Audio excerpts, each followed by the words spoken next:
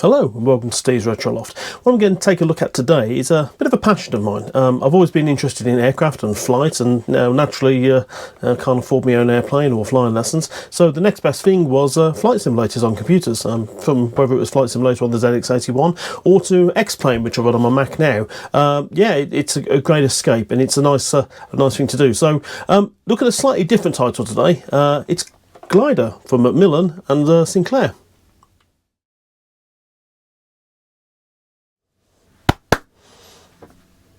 So, is it a flight simulator? Well, maybe not. It's more of an educational game. It's basically you're taking control of being a glider pilot, and it's effectively making you become familiar with the scientific principles of gliding.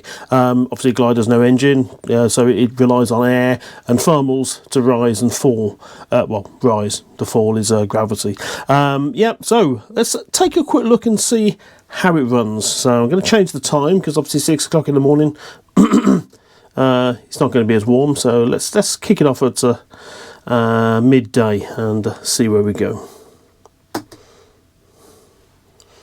So enter to launch. So I'm currently on tow, it says, and as you can see, it's not flight simulator, is it? It's quite basic. So you have a fairly simple map to look at, and I believe what you need to do is try and navigate your way around, try and find thermals to try and get a little bit more flight. Now the aircraft has been released, and it does have possibly the world's worst control mechanism, because I think what it tries to do, it tries to replicate a joystick within the keyboard itself. So if we can just try and find the keys, and yeah, so I've got G, J, left and right.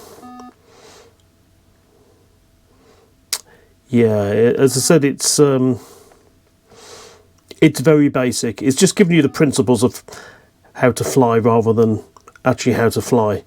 Let's get over some nice, sort of what I'd say is almost like scrubland, grassland. See if there's any increase in altitude there. Bring the nose up a little bit to see if I can maintain a bit of height. Not entirely sure what's happening because I'm going using the left and right to try and fly, and it's not. So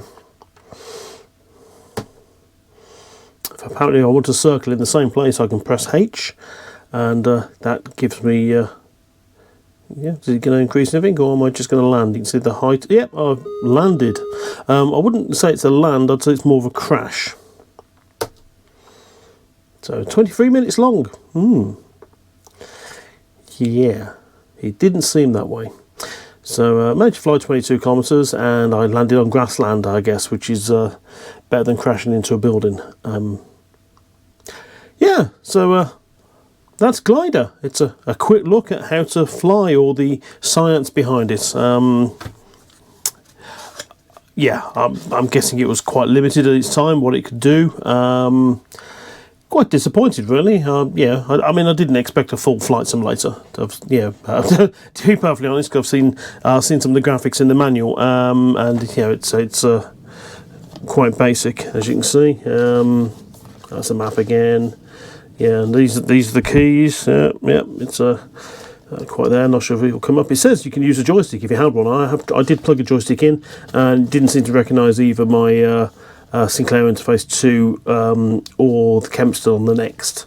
So there we go. So anyway, a quick look at a sort of almost theoretical way of flying an aircraft. Because it's. Yeah, the inputs didn't seem to do a lot.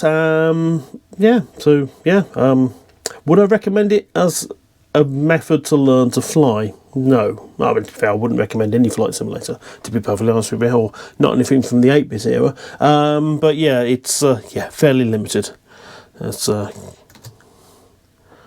I could start again if I want to, but you know what? I think we've already seen enough. So that was it. That was a quick look at Glider. I was a bit disappointed, to be honest with you. My expectations weren't high, admittedly, but yeah, as I said, it's quite basic. And the control method, well, there wasn't really any control method. So there you go.